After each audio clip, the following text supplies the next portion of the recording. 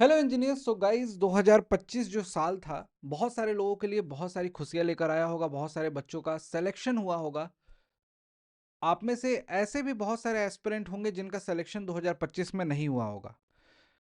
क्या करना चाहिए, 2026 को कैसे देखना चाहिए और 2025 में जो गलतियां हुई हैं वहां से हमें क्या सीखना चाहिए, किस तरीके से हमें आगे प्रोसीड करना है 2026 के लिए। इनफैक्ट हर एक दिन जो है हमारा, जैसा कि मैंने यहाँ पे लिख रखा है, डेली इंप्रूवमेंट जो है वही आपको सिलेक्शन तक पहुंचाएगा गाइज। और हर दिन अगर आप इंप्रूव करोगे तभी आप फाइनली सेलेक्ट हो पाओगे 2026 में। 2026 नो डाउट आप सभी के लिए गोल्डन ईयर साबित होगा, क्योंकि यहाँ पे वैकेंसीज बहुत सारी देखने को मिलेंगी, लेकिन सेलेक्ट वही होगा अगेन। इस बढ़ते हुए कंपटीशन, इन सारी चीजों को देखते हुए बस इतना ही बोलूंगा, कंसिस्टेंसी और डेली का इंप्रूवमेंट, आज उसी पे बात करने वाला हूं कि आपको फर्स्ट डे से क्या ध्यान रखना है और कैसे अपनी प्लानिंग करनी है पूरी की पूरी साल की। और स्टार्टिंग के, अगर स्टार्टिंग का मंथ, स्टार्टिंग का वीक, स्टार्टिंग डेज आपका बहुत अच्छा बीतता है तो डेफिनेटली गाइज आपके अंदर मोटिवेशन बना रहता है। और हर दिन को अगर कायदे से आप यूज करोगे, यूटिलाइज करोगे, तो 100% मैं बोल सकता हूं कि 3 से 4 महीने के अंदर आपके पास एक सरकारी जॉब भी होगी।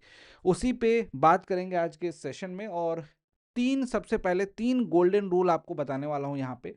क्या है गोल्डन रूल, पहले समझना गाइज आप लोग। बहुत सारे लोग बहुत सारी चीजें करते हैं। मैं आपको कहता हूं कि बहुत सारी चीजों में से कुछ चीजें ऐसी होती हैं जो सबसे ज्यादा जरूरी होती हैं, उसको मिस नहीं करना चाहिए किसी भी एस्पिरेंट को जो तैयारी कर रहा है, प्रिपरेशन कर रहा है। जिसमें से सबसे नंबर 1 पे मैं रखता हूं रिवीजन। अननेसेसरी ज्यादा नोट्स, ज्यादा किताबों के चक्कर में भागते हो आप, और जो आपने पढ़ रखा है उसको ही इतना सॉलिड नहीं कर पाते हो, वहां पे रिवीजन नहीं कर पाते हो, जिससे कि बार बार पढ़ने की नीड पड़ती है। वहां पे सिलेक्शन में आपको प्रॉब्लम देखने को मिलती है। तो सबसे इंपॉर्टेंट गाइज है आपके लिए रिवीजन। रिवीजन बहुत अच्छे से प्लान कीजिए। अगर रिवीजन आपका प्रॉपर प्लान होगा, आपका समय समय पे रिवीजन होगा, तो 100% मैं बता रहा हूं यहाँ पे आपको कोई दिक्कत देखने को नहीं मिलेगी। हाँ, diagrams and formulas daily revision. अब देखो, इसको रिव्यू करना है, कैसे पढ़ना है, क्या क्या करना है इसमें, ये समझना। आप सभी जिस भी ब्रांच से बिलोंग करते होंगे, सिविल, मैकेनिकल, इलेक्ट्रिकल, आपके ब्रांच में फॉर्मूले और छोटे छोटे ट्रिक्स, डायग्राम्स, अजम्पशंस, ये बहुत सारे ज्यादा होंगे। उन पे अगर आपकी कमांड होगी तो आपका कॉन्फिडेंस जो है ना वो मैक्सिमम होगा, पीक पे होगा। और उस पे कमांड के लिए आपके पास शॉर्ट नोट्स होंगे। उन शॉर्ट नोट्स का डेली असेसमेंट करना, यानी कि उसमें जो चीज नहीं है उसको उसमें शामिल करना, जो चीज ऑलरेडी उसमें इंक्लूडेड है उसको थोड़ा सा इंप्रूव करना, इम्प्रोवाइज करके उसको पढ़ना बार बार, जिससे कि आपकी ये चीज स्ट्रांग हो जाएगी। और तीसरे नंबर पे मैं रखता हूँ सेल्फ स्टडी को। सेल्फ स्टडी बहुत इंपॉर्टेंट है गाइज। और सेल्फ टेस्ट तभी होगा जब सेल्फ स्टडी कर रहे होगे और आपको असेसमेंट करने का मौका मिलेगा, तो हर 10 दिन पे प्लान करके एक टेस्ट दे पाओगे। तो सेल्फ स्टडी करिए डेली बेसिस पे, जो आप क्लासेस में पढ़ रहे हो उसके अलावा खुद अपने पढ़ाई पे टाइम दो, और उन्हीं सेल्फ स्टडी से जो पॉइंट आप कंसीडर कर रहे हो कि ये मेरा पॉइंट मजबूत हो गया, तो उसका एक सेल्फ टेस्ट दे लो।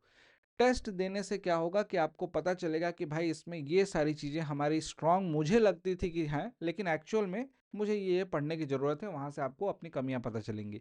तो ये गोल्डन रूल्स है गाइज, इनका ध्यान रखिएगा सभी लोग। गोल्डन टाइम इसलिए बोल रहा हूँ दिसंबर मंथ को, क्योंकि यहाँ पे ना अपॉर्चुनिटी की भरमार है आपके पास। बहुत सारी एन नंबर ऑफ अपॉर्चुनिटीज अभी हैं फिलहाल। उनमें से कुछ ऐसी हैं जो आपको अभी रिसेंटली कुछ ही महीने बाद देखने को मिलेंगी, कुछ ऐसी हैं जो जा चुकी हैं। हो सकता है कि आप में से बहुत सारे एस्पिरेंट ऐसे हों जिनको लगता होगा कि सर जो अपॉर्चुनिटी हमसे चली गई, मतलब एग्जामिनेशन हो गए, अब उन एग्जामिनेशन में आप क्या कर सकते हैं। उनमें कुछ नहीं कर सकते हो। जो एग्जामिनेशन तुमने दे लिया, लेकिन जो देने वाले हो उसमें अगर 2 महीने भी बचे हुए हैं तो तुम बहुत कुछ कर सकते हो। उसी को समझना है। आपके पास देखो बहुत सारे एग्जाम्स हैं, उन सभी एग्जामिनेशन की क्लासेस चल रही है, उनके बारे में भी बताऊंगा। इन सभी एग्जामिनेशन की बारी बारी से बात करूंगा। देखो, जैसे कि आरआरबी का एग्जामिनेशन है, आरआरबी जेई के एग्जामिनेशन होने वाले हैं। आप सभी को पता है कि सर सीबीटी 1 फर्स्ट स्टेज होगा। बहुत सारे लोग वैकेंसी कम है और ये सारी चीजें देख के ना पहले स्टेज में ही हार मान लिए होंगे। ठीक, तो फर्स्ट स्टेज में हार मानना नहीं है आपको। यहाँ पे आपको बिल्कुल कायदे से पढ़ना है, सिस्टमेटिक पढ़ना है, और हर एक चीज जो है कायदे से समझते हुए कि कहाँ पे मेरा वीकनेस है उसको इम्प्रूव करने पे काम करना है। यहाँ पे जितनी वैकेंसी हैं ये सफिशिएंट है आपके सिलेक्शन के लिए, बस आपको मेहनत करनी है गाइज। यहाँ पे एक बहुत बड़ा एग्जामिनेशन दो डीआरडीओ, अगेन एक एसटीए भी यहाँ पे डिप्लोमा वाले एलिजिबल हैं एस्पिरेंट। यहाँ पे 561 पोस्ट हैं। ये तो जोन वाइज बटी हुई, यहाँ पे सारे 561 पोस्ट पे डिप्लोमा वाले बच्चे भर सकते हैं। यूपी पॉलिटेक्निक लेक्चरार में भी 513 पोस्ट आई हैं। इसके अलावा अब टेक्नीशियन जो आईटीआई वाले बच्चों के लिए था, ये भी पोस्ट थी। लेकिन यहाँ पे देखो इलेक्ट्रिकल वाले एस्पिरेंट के लिए वेस्ट बंगाल में भी WBSC DCL की वैकेंसी आई है और यहाँ पे भी 447 पोस्ट हैं इलेक्ट्रिकल इंजीनियर्स के लिए। अगेन यूपी SSC जेई तो बहुत बड़ा एग्जामिनेशन है। बहुत सारे लोग इसी डिलेमा में होंगे कि एग्जामिनेशन कब होगा कि नहीं होगा। भाई मैं बता रहा हूँ कि आपका ये एग्जामिनेशन भी कंडक्ट कराया जाएगा, 2026 में कंप्लीट होगा। BTSC जेई अगेन बिहार का एक बड़ा एग्जामिनेशन, इसके चांसेस बहुत जल्द होने के हैं और इसमें वैकेंसी बहुत अच्छी खासी है। सिविल वालों की भी वैकेंसी की भरमार है। इनफैक्ट यूपी SSC हो, BTSC हो और बाकी सारे एग्जामिनेशन, RRB वगैरह में मैकेनिकल के भी चांस एग्जामिनेशन के लिए अच्छे चांसेस हैं। DRDO में मैकेनिकल हैं, यूपी पॉलिटेक्निक लेक्चरार में मैकेनिकल वाले एस्पिरेंट ज़्यादा हैं।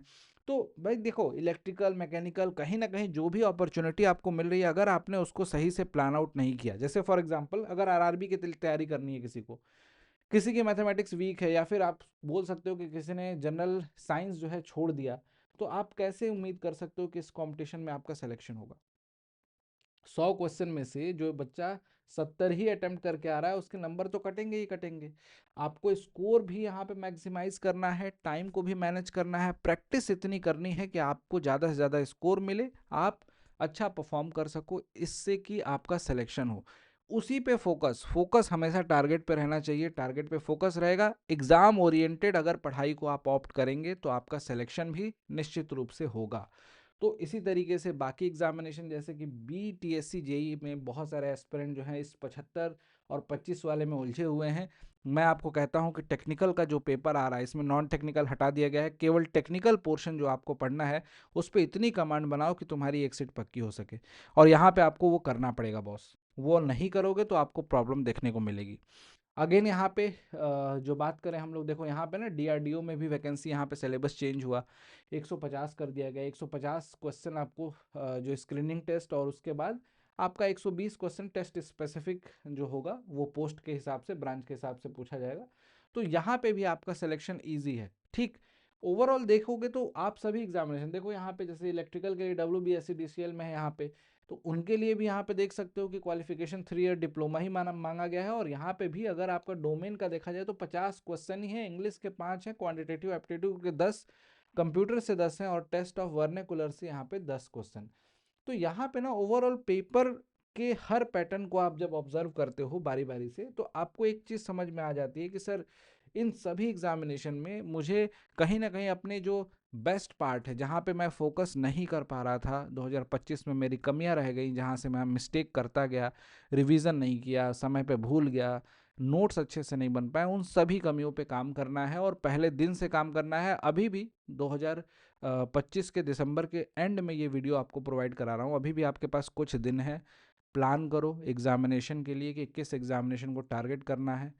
ये मान के चलो कि लिमिटेड टाइम है तुम्हारे पास, लिमिटेड टाइम में अचीव करना है। जो बन सकता है, जो हमसे बन सकता है, वो हम सारी क्लासेस आपको प्रोवाइड करा रहे हैं गाइज। और इन सभी एग्जामिनेशन की तैयारी कराते हैं और ये सारे एग्जामिनेशन के कोर्सेज आप एक ही बैच में पा सकते हो महापैक में। ये आपको अवेलेबल है अड्डा 24/7 एप्लीकेशन पे। देखो तुम्हें सेल्फ स्टडी करनी है, जहाँ दिक्कतें आएंगी वहाँ पे हेल्पिंग टूल यूज़ करने हैं, जहाँ पे लगता है कि सब्जेक्ट ही पूरा समझना है, पूरा सब्जेक्ट पढ़ लो, फास्ट पढ़ना है, 2x पे पढ़ना है, बार बार रिवीजन करना है, टेस्ट सीरीज देनी है, वो सब कुछ इसी में अवेलेबल है। आपकी ब्रांच सिविल है तो सिविल इंजीनियरिंग महापैक ज्वाइन कर लिया, मैकेनिकल है तो ये, इसके अंदर सारे आपको एग्जामिनेशन की स्टडी मिल जाएगी, technical subject, non technical subject, everything. बस फोकस्ड वे में आपको पढ़ना है। और चूंकि जब भी हर साल देखा गया है कि साल का जो अंत होता है, एंड होता है, उस समय इन बैचेस को सबसे कम प्राइस में दिया जाता है ताकि बच्चे एक पॉजिटिव वे में नई शुरुआत कर सकें अपने नए साल पे। तो आप सभी को बस इतना ही बताना था कि आप लोग पॉजिटिव माइंडसेट के साथ पढ़ाई स्टार्ट कीजिए। इंजीनियर्स अड्डा से जितना हो सकता है वो एफर्ट आप सभी के लिए लगा रहा है। बैचेस को भी सबसे कम लोवेस्ट प्राइस में कर दिया गया है ताकि आपको सारी सुविधाएं, सारे जो ऑफर्स हैं वो उसके लिए परेशान ना होना पड़े। एक ही बैच में सब कुछ अवेलेबल करा के और इस बैच की प्राइस को सबसे कम करके वैलिडिटी को मैक्सिमम कर दिया गया है। जाइए अड्डा 24/7 एप्लीकेशन पे और इसको ज्वाइन कीजिए गाइज। हाँ, एक चीज़ और बताना चाहूँगा, अगर किसी को भी इन बैचेस को ज्वाइन करना है, एक डिस्काउंट कूपन कोड लिख दे रहा हूँ यहाँ पे स्क्रीन पे, Y293। इस कूपन कोड को यूज़ करना गाइज, आपको ये सारे बैचेस, जो भी बैचेस मैंने दिखाए हैं, Y293 कूपन कोड को अप्लाई करके फिर चेक करोगे प्राइस, तो प्राइस उसकी हो जाएगी मिनिमम। आपको अगर चाहिए तो जाके ज्वाइन कर सकते हैं, पढ़ाई स्टार्ट कर सकते हैं, पूरा का पूरा प्लानिंग वगैरह शेड्यूल कर सकते हैं। और इस मौके को आपको जाने नहीं देना है। दिसंबर में प्लान करके जनवरी से बिल्कुल कायदे से लग जाना है। 1-2 दिन हो सकता है कि आप अपना माइंड मेकअप करो कि किस एग्जामिनेशन के लिए पढ़ना है, लेकिन किसी भी एग्जामिनेशन की तैयारी करनी है, तुम्हारे पास रिसोर्सेज अवेलेबल हैं, तुम्हारे पास सारा कंटेंट है, बस तुम्हें माइंडसेट, पॉजिटिव माइंडसेट की जरूरत है, जो कि आपको बना के पढ़ाई स्टार्ट करनी पड़ेगी। Thank you so much, bye bye, take care, till then keep learning, पढ़ते रहिए, स्वस्थ रहिए गाइस, थैंक यू।